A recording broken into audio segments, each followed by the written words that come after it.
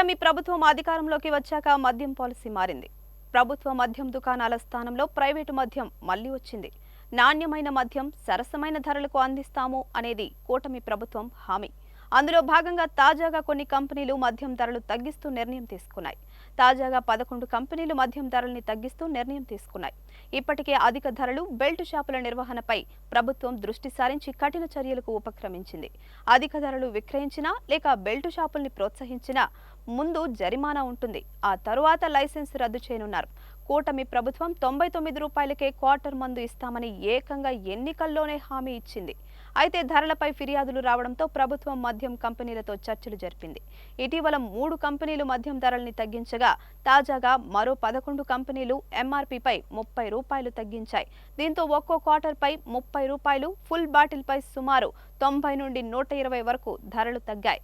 Mansion house, royal challenge, antiquity సహా పలు బ్రాండ్లు ఇందులో ఉన్నాయి. త్వరలోనే న్యూ ఇయర్, సంక్రాంతి పండుగలు రానుండడంతో ధరల తగ్గింపుపై మందుబాబులు సంబరపడుతున్నారు.